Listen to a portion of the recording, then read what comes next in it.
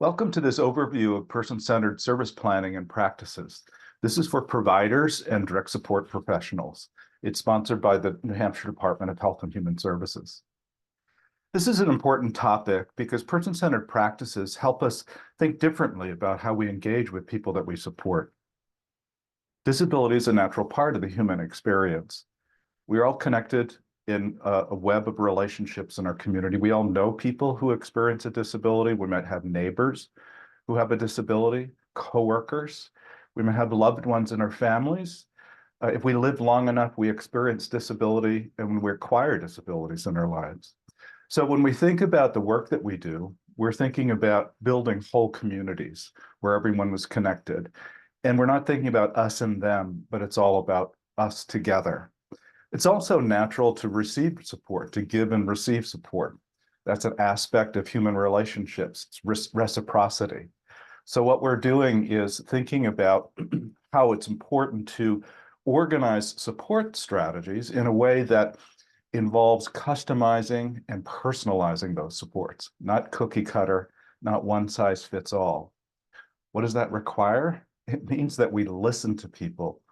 They are our guides. The people are, each one of us are experts on our own lives. And so we need to learn from the people that we support. We need to listen. We listen with our ears, we listen with our eyes, we listen with our heart to really learn over time and discover what's important to them and what's important for them, and make sure that that's what guides us. The why is how we help somebody move towards their preferred future, the desired good life. What are the next steps, and how can we organize different ways of making that a reality? We're also thinking about whole lives in the community in terms of being part of vibrant relationships, connections, and belonging. That only happens when we're aware of what our gifts are and able to have those appreciated and admired by others. So person-centered practices is a strength-based approach. We're thinking about what talents people have, what can be appreciated by others, lift those up and find other people who have similar interests and can appreciate that person just as they are. We're also always listening to behavior, how people tell us information, how we learn from each other comes both through words and also how we act.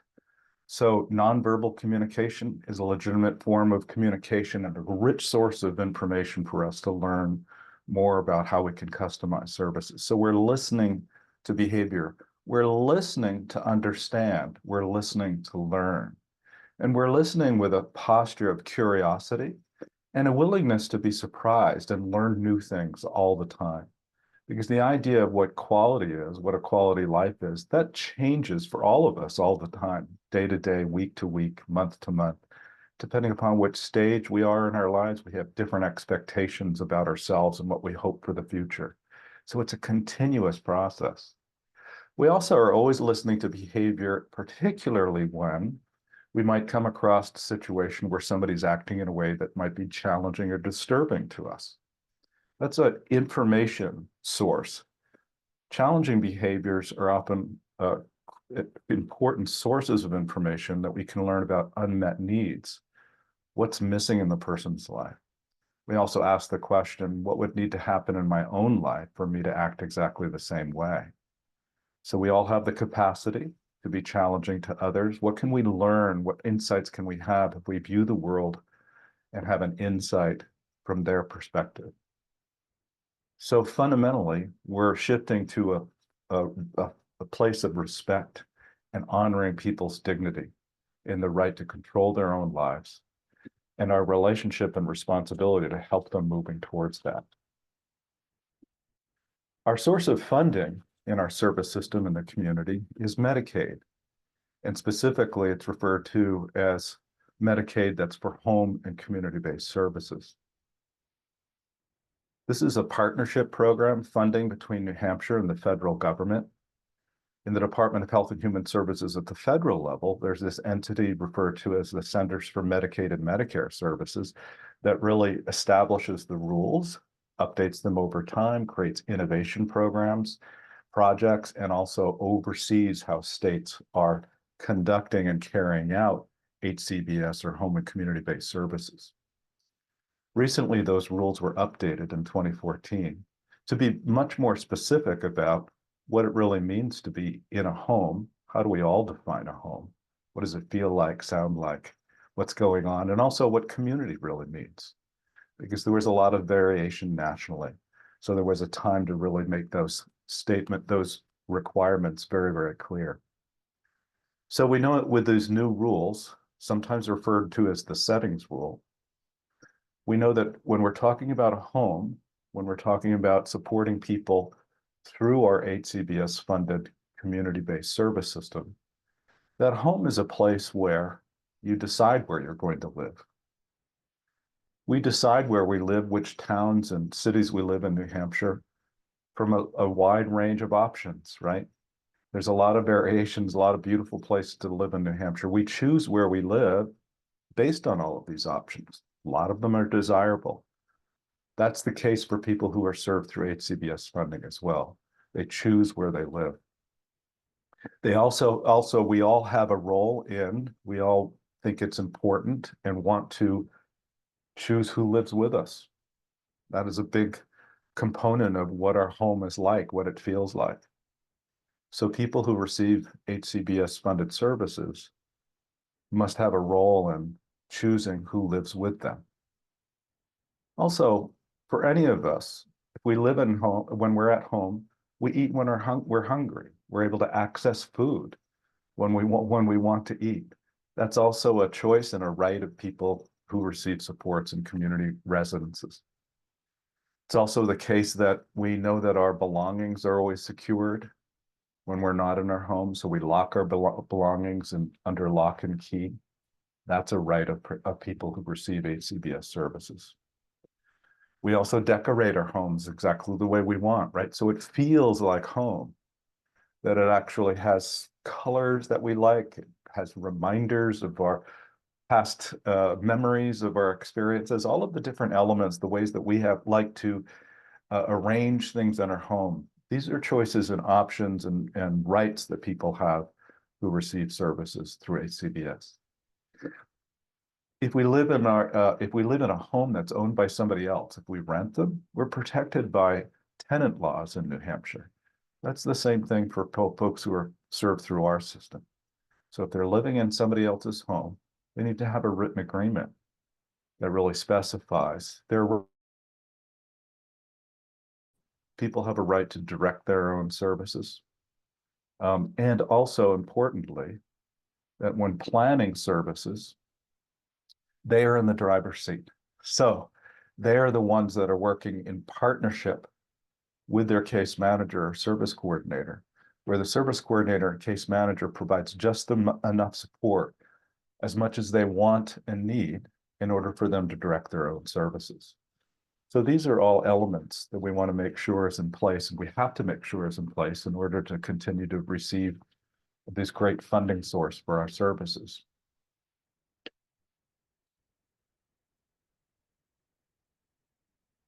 So person-centered service planning has been around for quite a long time, and there's a lot of different techniques, a lot of strategies and models for how person-centered planning happens for people. Person-centered planning is something that is used for a whole life, all times throughout a life, a way of enrolling and pulling together people in a circle of support that encourage and provide motivation and support and planning and problem solving so that a person can live a full life. These same strategies can be used for the service planning component as well. And here's a list of just some of those. There's a lot that we can learn about in different specific trainings in New Hampshire. We're going to touch on just common themes today, but you can go and really learn what the details are in each one of these techniques: MAPS planning, path planning.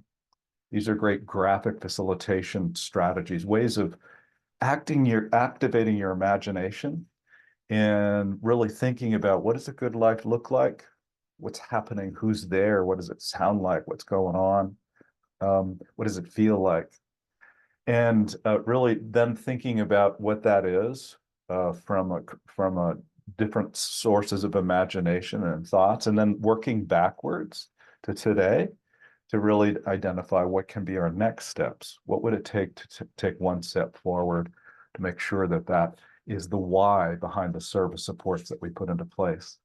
There's also essential lifestyles planning and personal futures planning. Essential lifestyles planning is a nice foundational set of practices for figuring out different kinds of ways of learning about what's important to a person, what's important for them, connecting with them and finding out if that's right, and then making sure that that's present in their life in a balanced way. There's also charting the life course, which is a strategy that's organized through connections with family members and different principles that can be used to help explore what good support can look like so somebody can move towards their good life. So these are all great strategies to learn in different kinds of training, but all of these versions have some similar principles in common. So let's take a look at three of those today. One principle is the principle that quality of life is defined by the person who lives it. They are the determinants. They are the source of information if we're going to be providing quality of life supports. Principle number two is the importance of supporting people in a way that honors and ensures that they experience dignity in their life and also have power in their lives and control, choice and control. The third principle is nothing about me without me.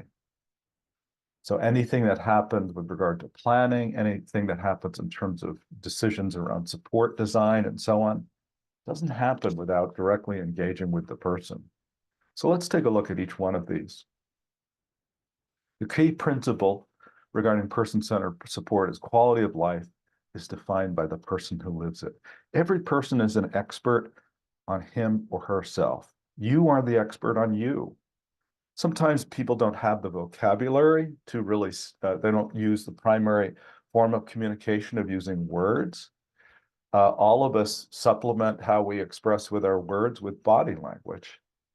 So we need to be able to look at a lot of different sources, different ways of understanding what quality of life means to the person. So it's a discovery process. We talk about it as a continuous discovery process. Again, one in which we are always curious, always wanting to figure out and understand and learn something new about what the person is experiencing and wants in terms of a good life moving forward, what quality of life really looks at. That process is continuous. It's also one that involves multiple stages. Initially, you're just making guesses. You're forming an idea in your mind. So you're making the best guess you can in a thought, and then you're going to share that and ask the person. Ask the person directly, this is what I'm thinking. This is what I'm understanding that you're really interested in doing. Am I right? Always checking with the person. Also checking with other people who they might give permission for you to talk with, who can really validate or add and enhance information that you can receive about what you're learning about what the person's good life is, what quality of support and quality is for them. We tell different things to different people in our lives, so different people will learn and have a different impression about a person. So you're a great source of that information from the standpoint of a direct support professional. You have a lot of information that you learn, and you spend the most time with the person, so you know how they communicate different things. So that information is really critical to be able to share.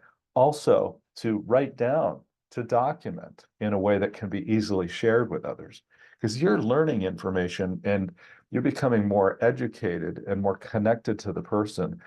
The question is, how can you share that with others so that all of your learning can be elevated over time? And also, if there's changes, turnover, that doesn't mean an up and down in terms of the quality of life for the person. So how can we all learn more and more over time about what the person's interests and needs are and make sure that that's shared and built over time? So we're going to be asking these questions. In person-centered thinking, we talk about a sequence of guess, ask, and then write or act on it. So we're forming an assumption in our minds. We're not acting on that assumption until we validate directly with the person our understanding. This is what I'm understanding. Am I right? They'll either correct you or they'll acknowledge it or elaborate on it perhaps. But this is an important key engagement. You're really validating, always connecting with the person. And remember, the definition of quality of life changes on a continuous basis. So we're always engaged in that process on a continual basis. Here's the second principle is that supporting the importance of supporting somebody with dignity and empowering them. We're talking about creating opportunities for choice and opportunities for independence and transferring control to the person in all things possible. Our relationship is one of power with, not power over. Our role is to be co-producing opportunities and experiences with the person, making sure they have a choice and they have control over their lives. So we're always listening, always involved in that discovery and exploring. We're listening in order to learn from the person.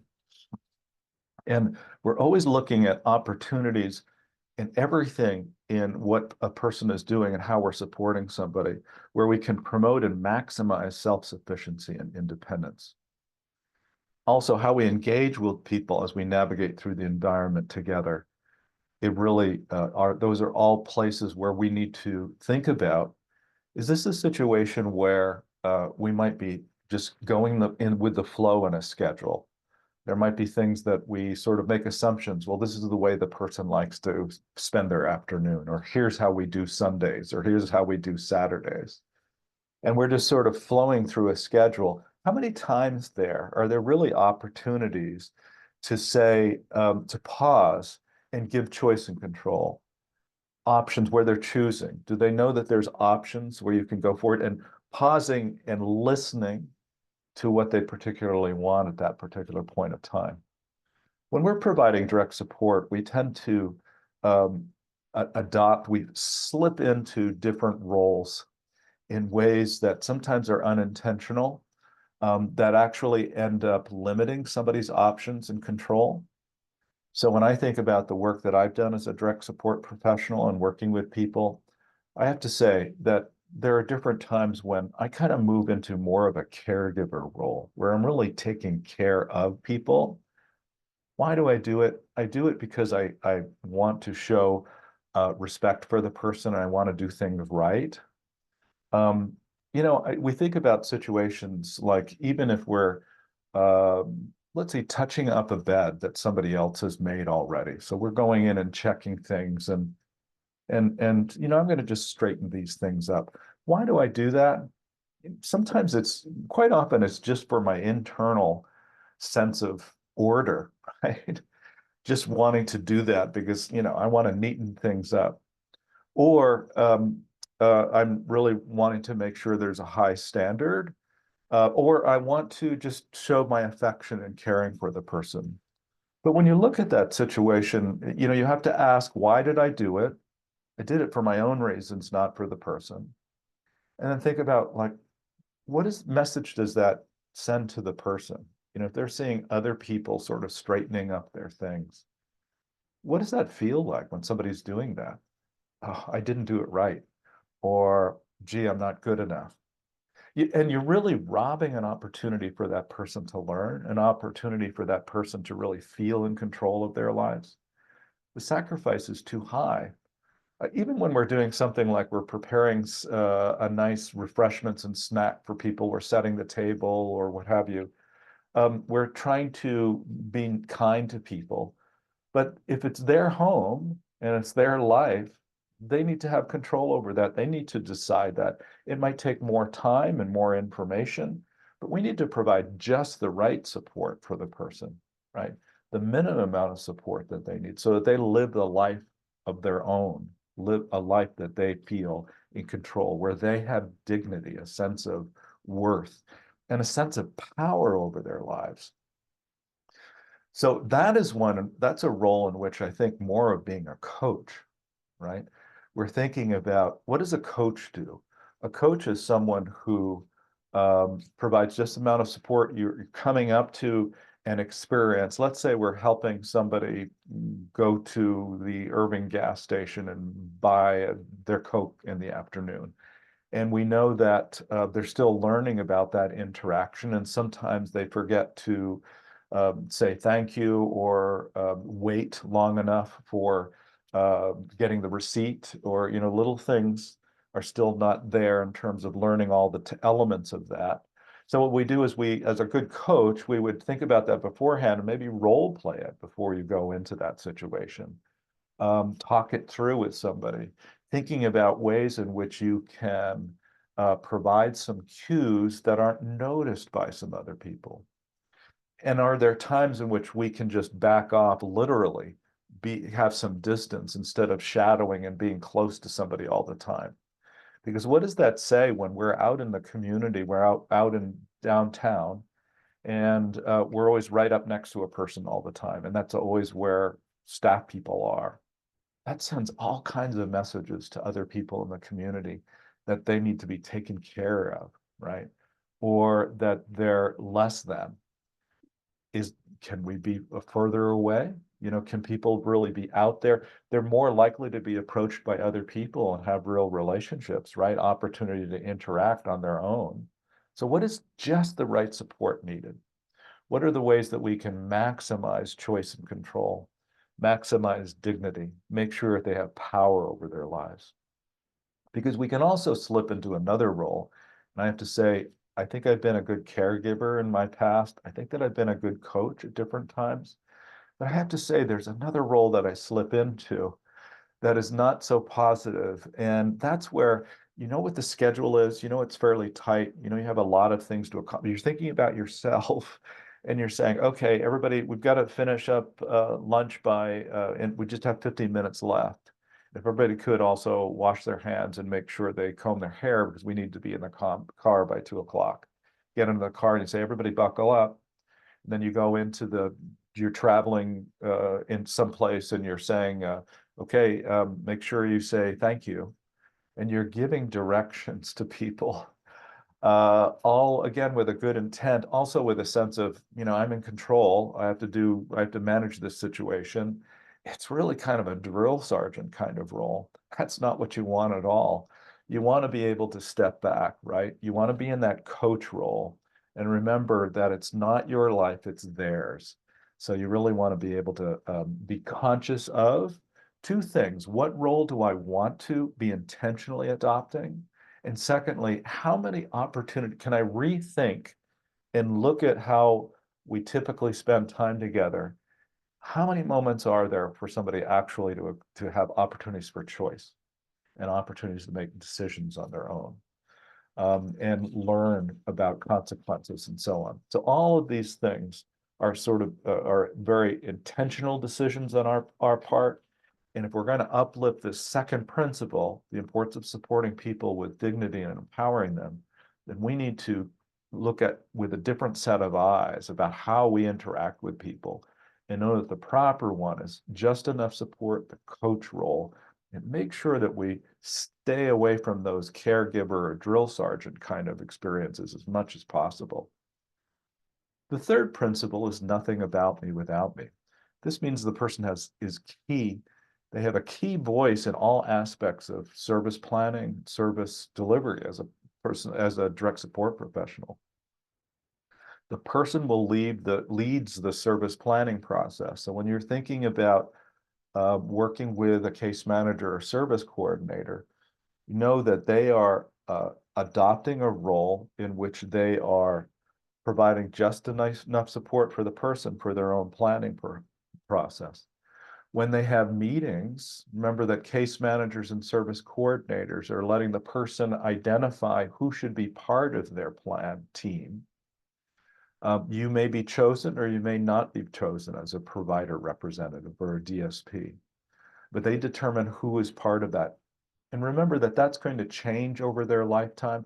We all engage with people in different ways in the course of different stages of our lives. There's sometimes in our early part of our lives when our parents are very much at the table, very much engaged and advising us. And so if we get a little bit older, we prefer not to have our parents involved. Some other people come into the picture in terms of peers or friends, or you might want to be talking about things, some topics that are more important in your life that actually would prefer you not to have your family weigh in on. Or there might be different providers different representatives from a provider that they would like at the table, they feel more comfortable with.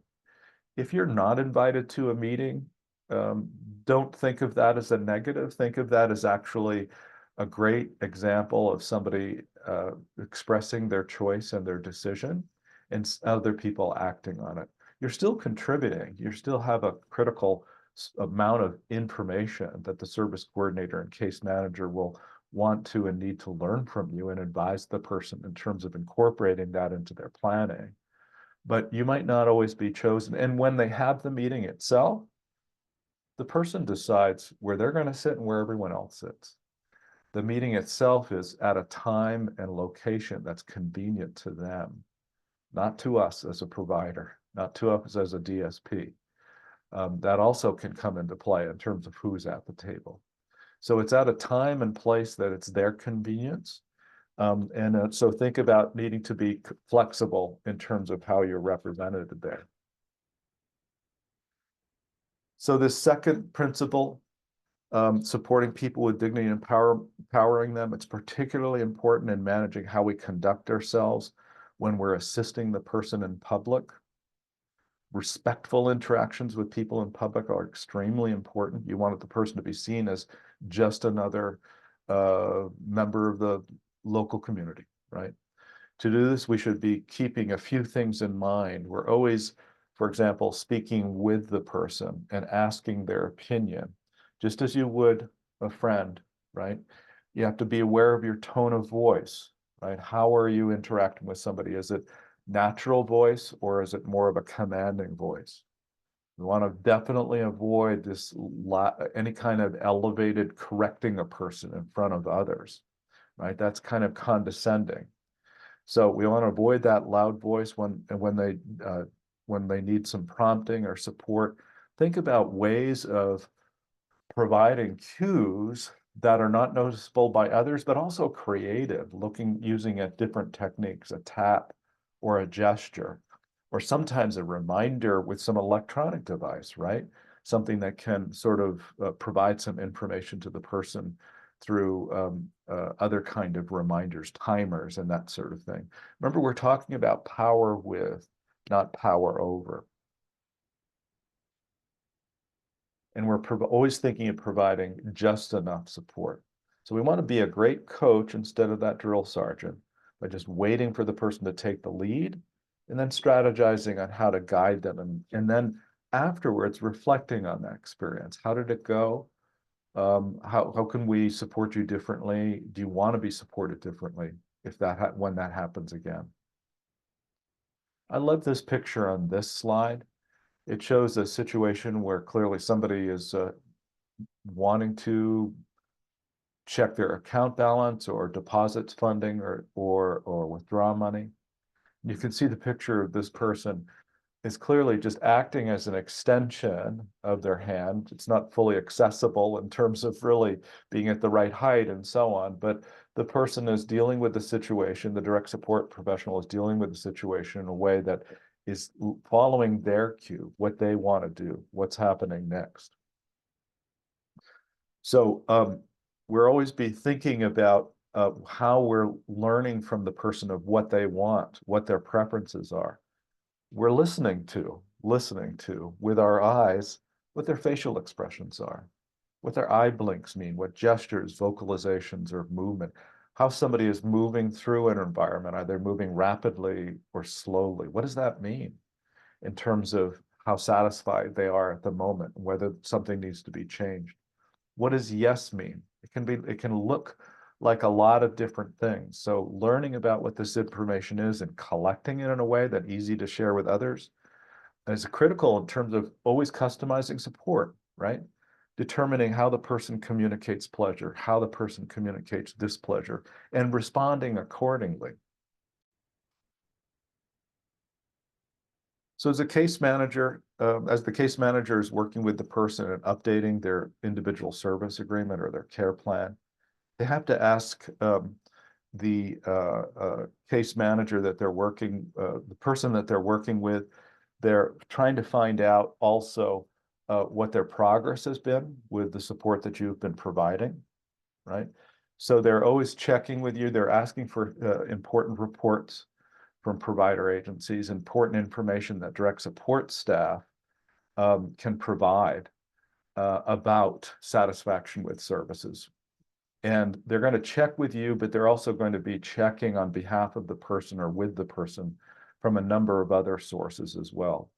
But they're asking the person also the assumptions. Remember, guess, ask, right. They're forming assumptions based on what they're hearing from different parties, and then also asking the person, is that what, are we correct in that that's what you want to choose?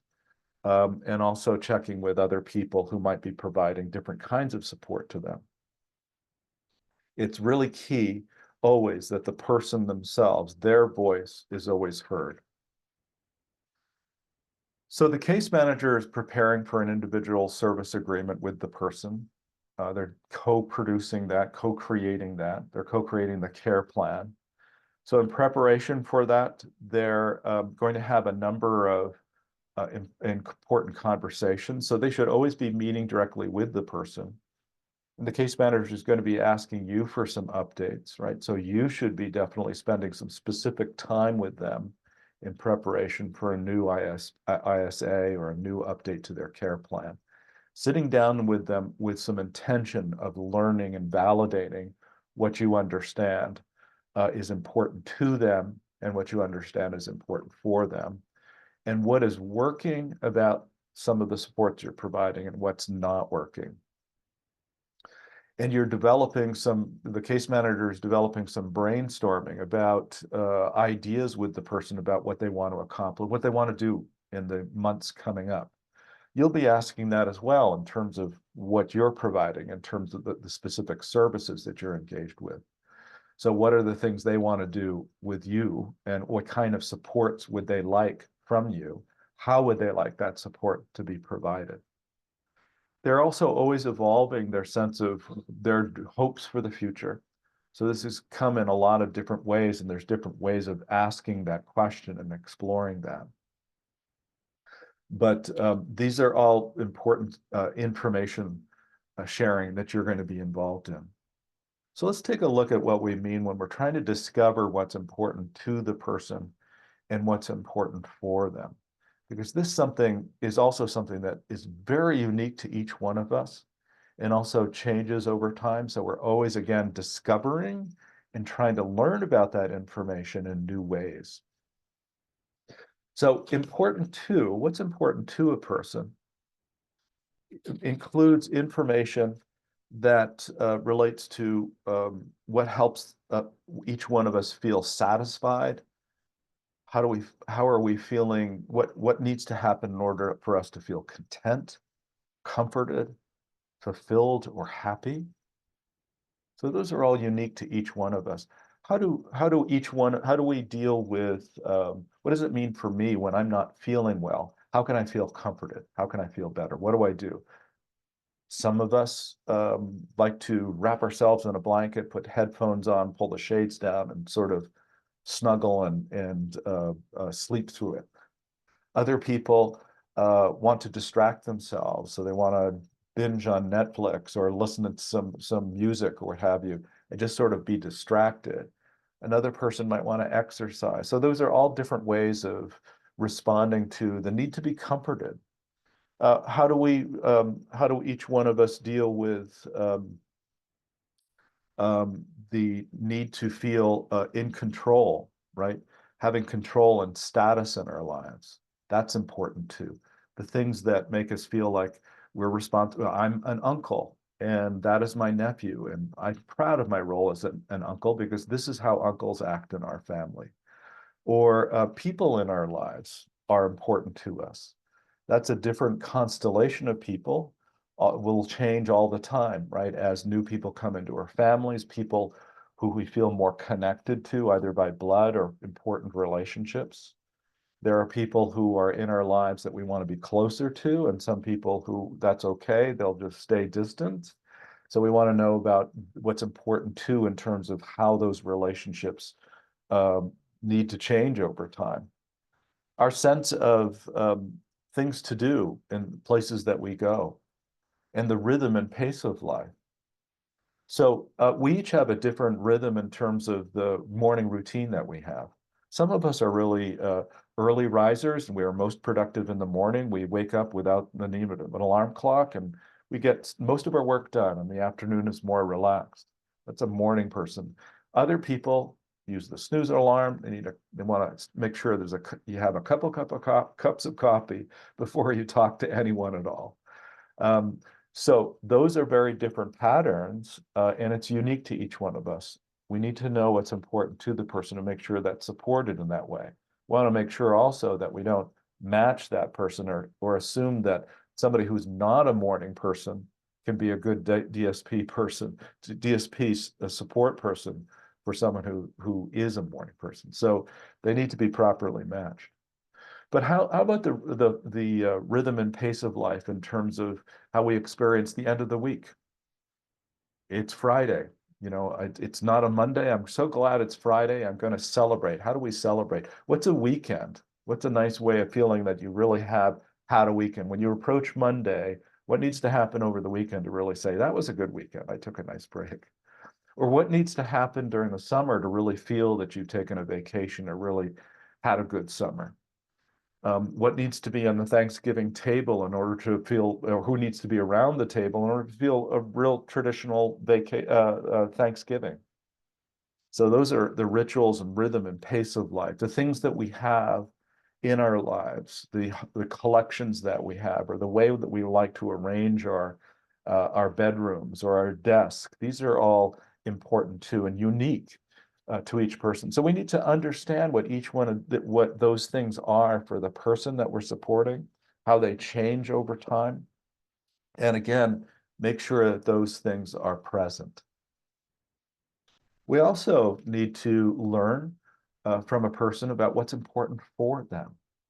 So things that are important for each one of us fall into general categories. I mean, they tend to be the things that are help us feel safe. They're health and safety issues.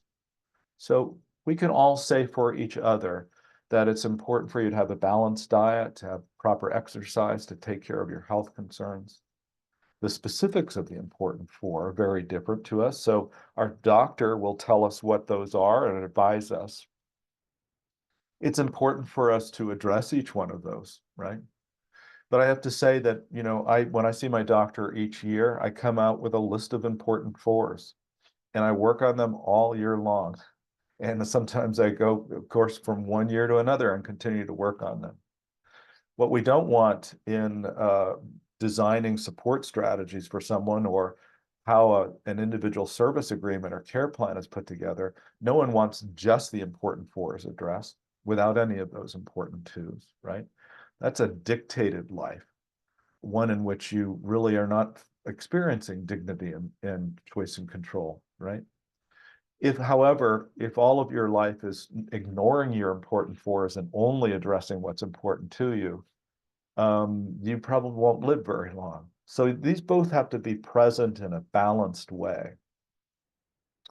But let's think about how we all address our important fours. So we need to make sure that they're part of our lives and we're thinking about them and working on them. We each work on them as best we can.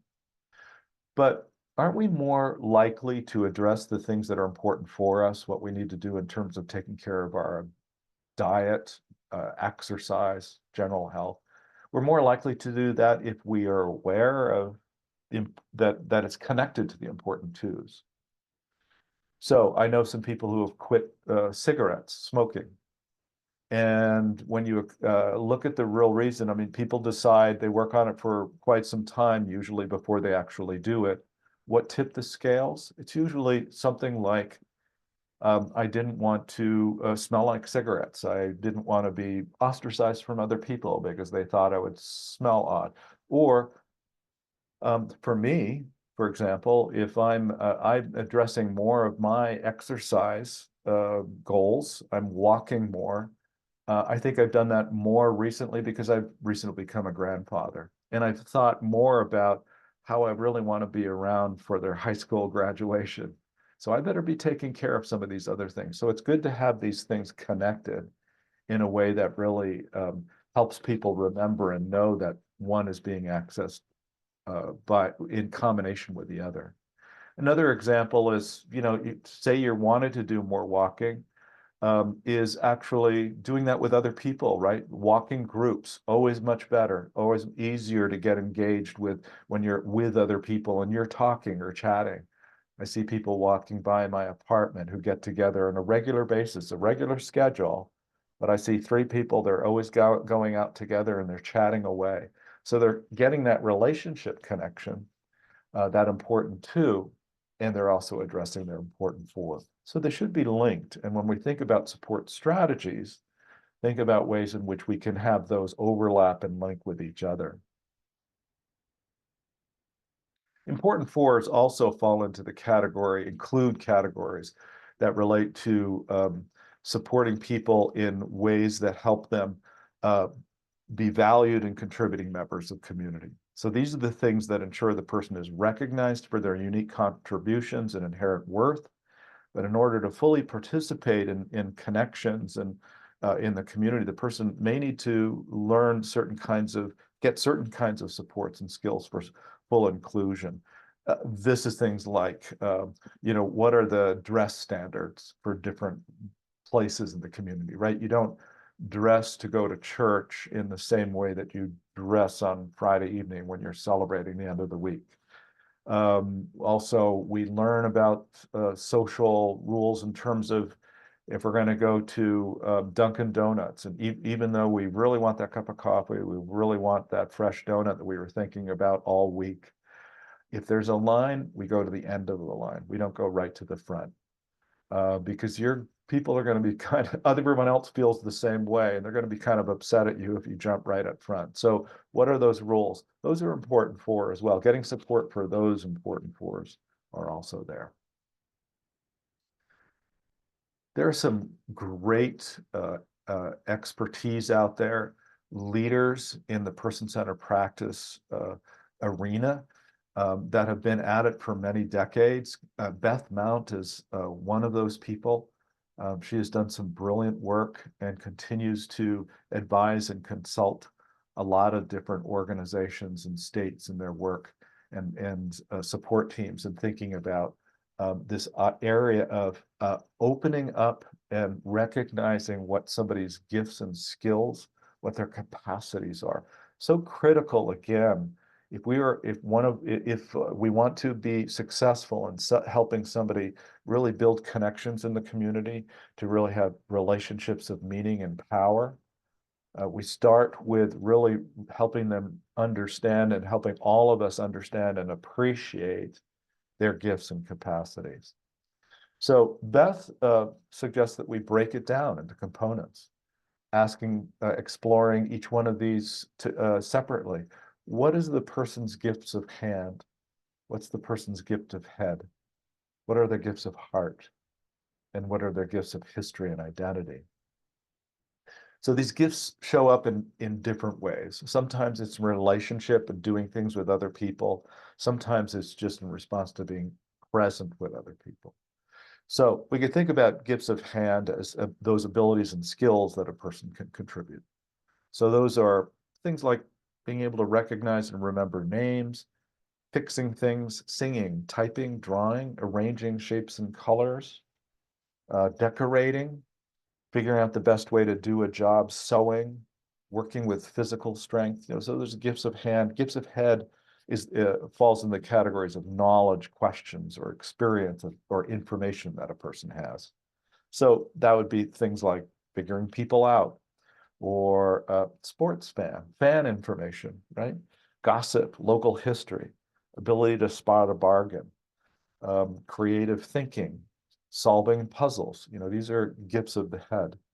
Gifts of the heart are those interests, enthusiasm, personal passions that happen in relationships. So welcoming people, having patience, having courage, being sensitive to others, having high energy, the ability to listen.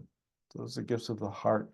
History, those are experiences, knowledge, or responsibilities, the types of belonging that comes in with membership in family or tradition or culture.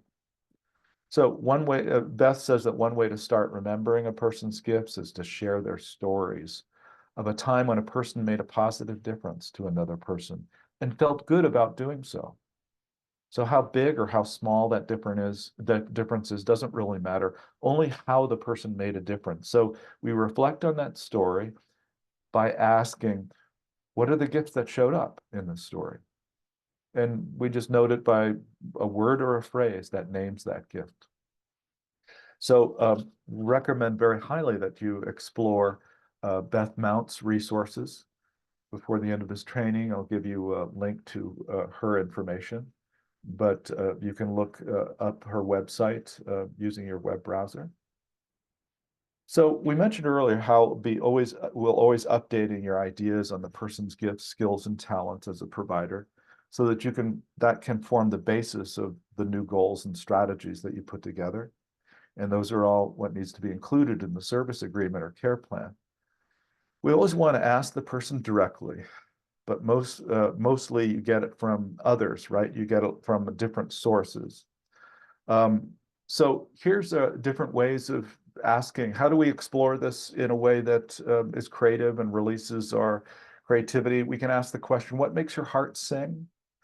What makes your heart sing? What makes time sort of disappear and you're kind of in the flow of it? These are things that you're really good at, somebody would admire about you, right? These are your passions.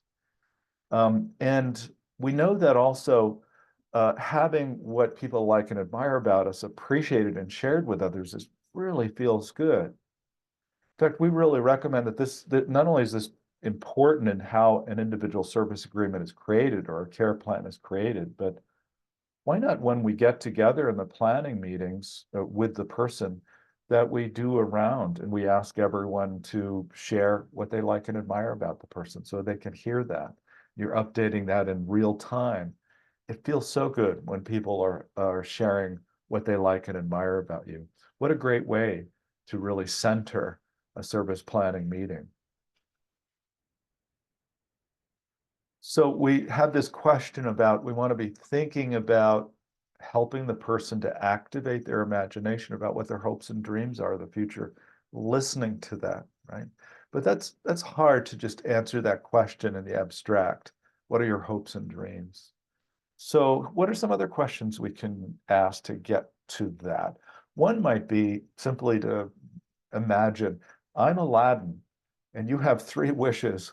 What is your first wish?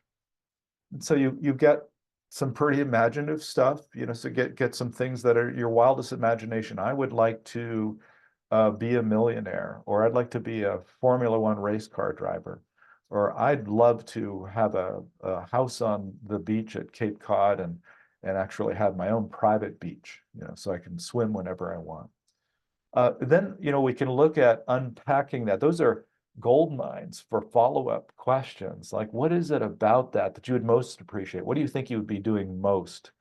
What would be the most fun? Who would you see? What would it sound like? What would it feel like? And that allows you to sort of break it down into components, right? Another way to explore this idea of hopes and dreams is just imagine like there's no barriers whatsoever. So if I could, and there were no limitations in terms of finances, or there are no system rules, anything like, or no laws against it, if I could, I would do this. Oftentimes, through our lives, we think about the restrictions that we have, and I can't do this, I can't do that, and my life doesn't feel as active as it should be. But okay, I'm just going to dream. If I could, this is what I would do. And again, that sort of opens up this idea of the imagination of a preferred future, going into the future. So the question then becomes, as a support provider or a direct support professional, what would it take to help this person get one step closer to that dream? That's what we're really going for, right?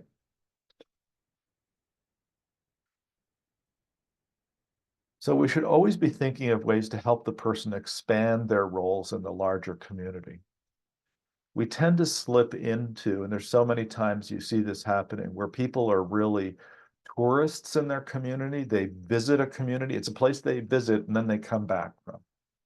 And there's no connections, right? But we know that presence in the community is important. We know that even more important is participation in the community. And even more important to that is the sense of belonging, right? Engagement. having real roles and responsibilities that other people appreciate, where connections are made and bonds are created, where if you weren't there, people would miss you and ask for you, right? So we can think about what are the person's unique interests, passions, or skills, then ask where in the local community do people with these skills or passions spend time together.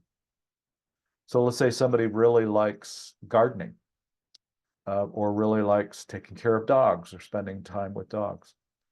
Where do people in our local town or region, where do people who like dogs like to spend time together, hang out together? Or where do people who are passionate about gardening, where do they spend time together? Are there meetings or associations? Are there get-togethers? Usually there's a lot of social activity and connection and so on. These are places where we want to make sure that the person is welcome just the way they are. But we also want to be careful that we're not asking the other question, which is, where do people with disabilities who like gardening spend time together? That's not what we're looking for. Where do people in general in this community who have this kind of passion, usually this is shared in the community, how do they make connections together? Where does that happen? And then how can we support the person there to have also a contributing role, right? Because we're thinking about any place that a person goes, we're going to turn to them and we're going to ask these questions. What do you want to do there? What is your interests? And what kind of help, what kind of support would you like us to provide? Are there things you would like to learn there, do more of? Who will go with you? How would you like us to be there? So remember, we're thinking about making sure there's control the person has over the W's, when, where, why, and how support is provided. So they determine that. So we turn to them in answers to this question. What role would you like staff to play? Is it helping you get there? Is it introducing you to others? Is it staying in the background? And sometimes if you're there and you're noticed, how would you ask the person, how would you like me to describe why I'm here? Am I your friend? Am I just a driver? How would you like me to describe myself? Make sure that person has control over that as well. So the person's case manager will be working with you as a provider or direct support professional as they're working with the person to update their existing individual service agreement or care plan. And as a provider, you'll be continually evaluating how well supports are going, right?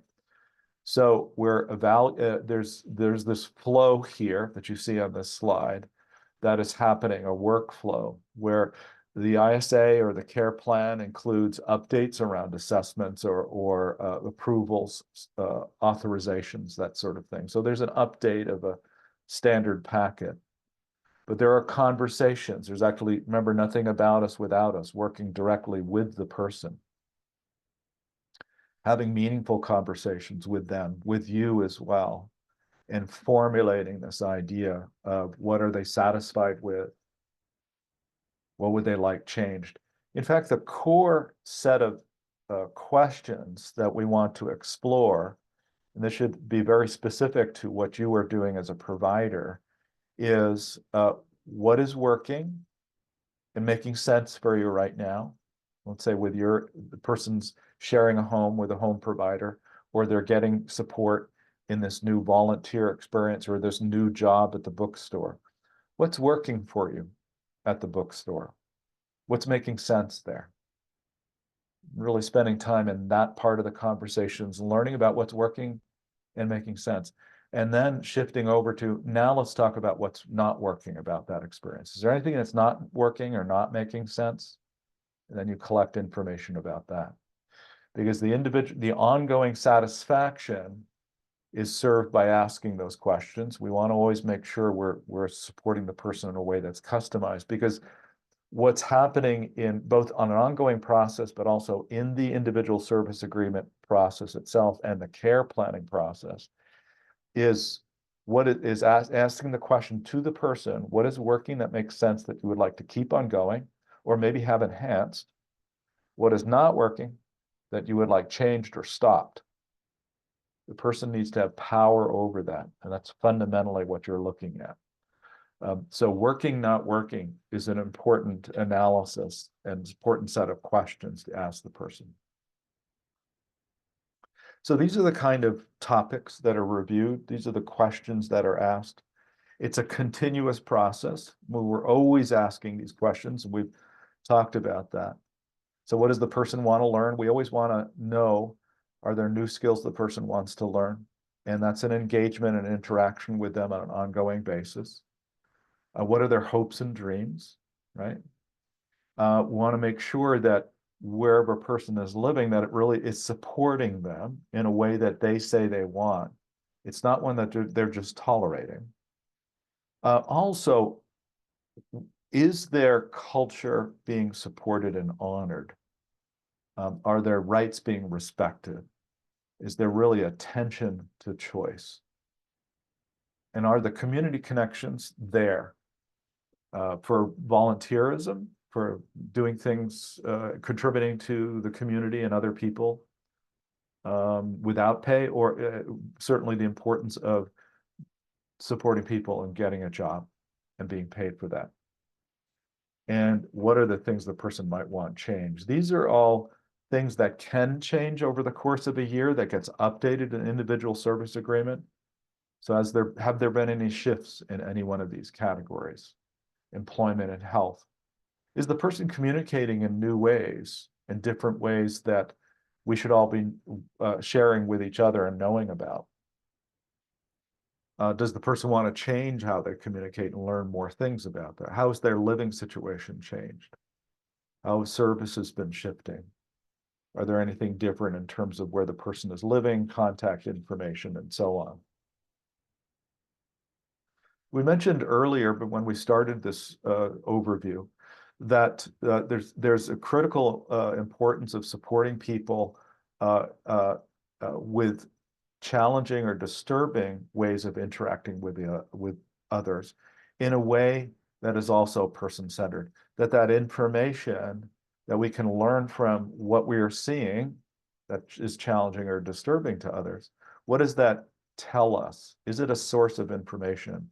So one person we want to encourage you to explore is David Petoniak. He's been specializing in this for many decades and also consulting and coming up with some advice around strategies. His practice, what he says, is that his practice is really based on a simple idea that difficult behaviors result from unmet needs. In a sense, difficult behaviors are messages which can tell us important things about a person and the quality of his or her life. In David's experience, people who have difficult behaviors are often missing meaningful and enduring relationships. They're missing a sense of safety and well-being. They're missing joy in ordinary and everyday places. They're missing power in their lives, or choice in their lives, or a sense of value and self-worth, or they're missing relevant skills or knowledge. And also, it's not unusual for the people who are actually surrounding the person and helping them, supporting them, they're often not respected as well.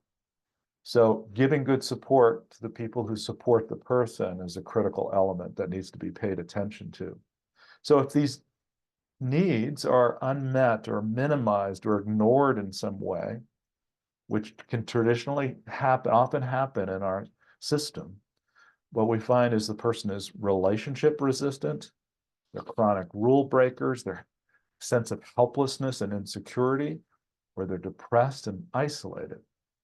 So the traditional way of engaging is to create behavior plans to correct or suppress what's going on. And David feels very strongly that and provides a lot of advice and strategies around better person-centered approaches, where we're thinking about, instead of developing that behavior plan to fix people, to help the person and the people who support them to develop ways to reflect a real, authentic life, one that pays attention to these unmet needs. And these 7 questions that you see on the slide are ones that David endorses. They're actually created by John O'Brien and Connie Lyle O'Brien. So I'll show you a link to David's website before we finish today. So when a person's service agreement or care plan meeting happens, I mentioned before, the person chooses when or where the meeting is held, who's invited, what their roles will be, right? Where they'll sit, where others should sit. They shape the agenda in partnership with their case manager. And the person-centered information that's gathered by you as a provider and other members of the team is what really drives the individual care plan or service agreement. It has to be current and complete to enable the person plan to be authentic. And as a provider, they'll have had these conversations, right, with the person and others who know them to determine beforehand how they want to share information about themselves and their experiences with you. So the person determines how their information is shared at the meeting. So think about that. They've had some experiences with you over the past year or past 6 months, however long it's been since the previous session. And they want to update the rest of the team members on their experiences in support that you have been providing. So you're in a key position where you can work with them and find out how they would like to share that information. Most likely, most of us would not want to just have a series of bullet statements on pieces of paper to hand out. The person may be interested in doing their own PowerPoint presentation for the rest of the group. Or you might want to help them create a picture board. Maybe that's the best way for them to communicate or where they feel most comfortable. Sitting down with some refreshments and glue sticks and some scissors and magazines and picking out some pictures to put up on a poster board that can then be available as a display at the planning meeting. And people can ask the person questions and they answer them and it's interactive in that way. Or maybe they would like to just have it recorded, maybe rather than presentation in front of other people.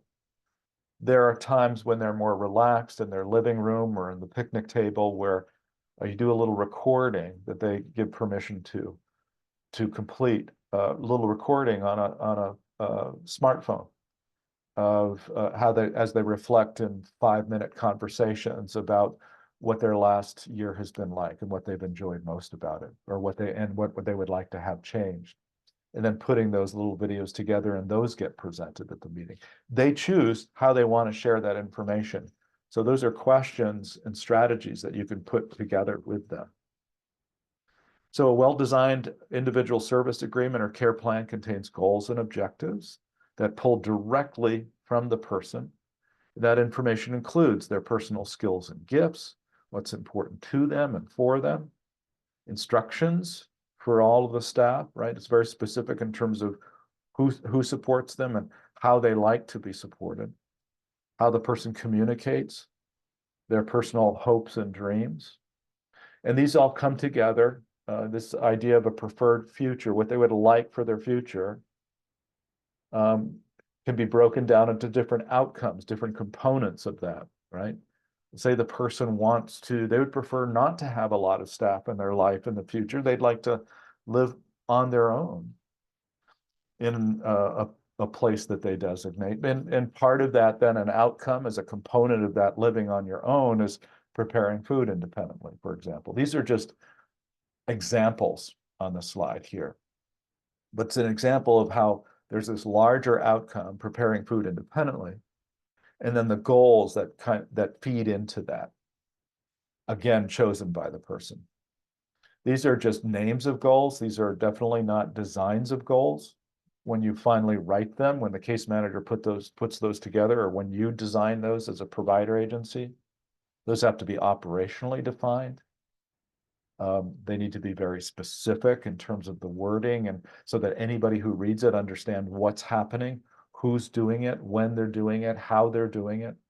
Also information about how it's tracked over time and recorded, and how it's going to be updated and evaluated for progress. So all of those are very specific in terms of how you create a goal, but this just shows you how they knit together in combination with the outcomes. And a reminder, this is what we've talked about before. There are 3 different kinds of roles that we tend to slip into.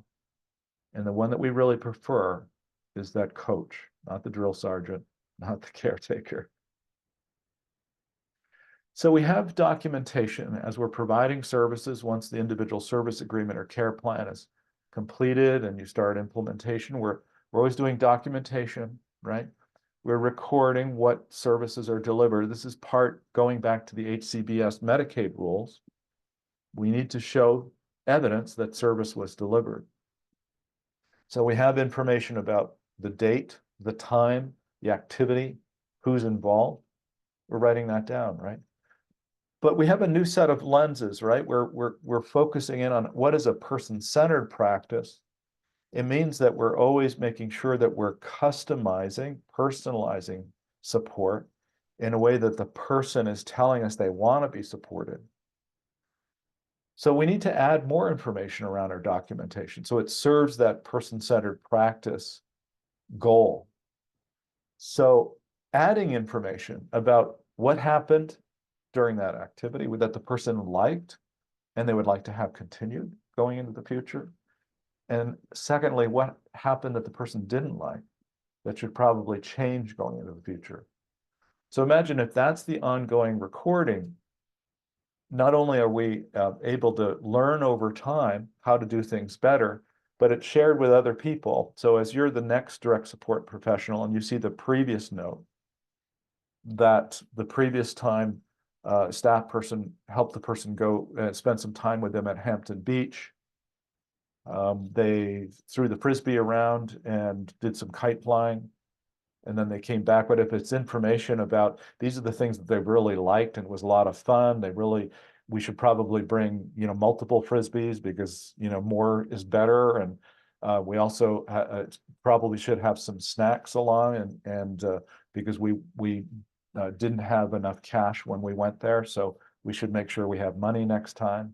But also what the person didn't like is they accidentally got their feet wet and that kind of put an end to the experience. So next time we should make sure that we avoid that and have extra clothing or extra footwear.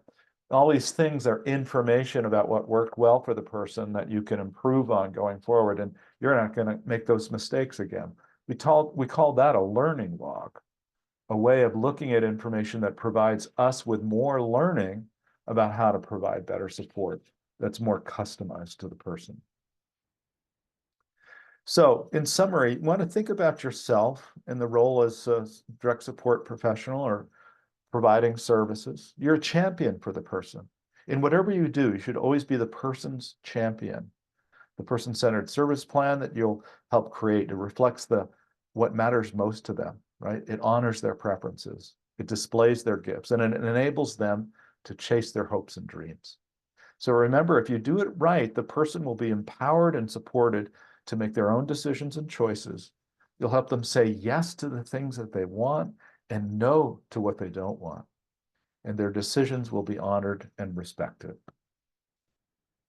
Here are some links to the resources that we referenced today. I want to thank you for spending time, and I hope you have a good day.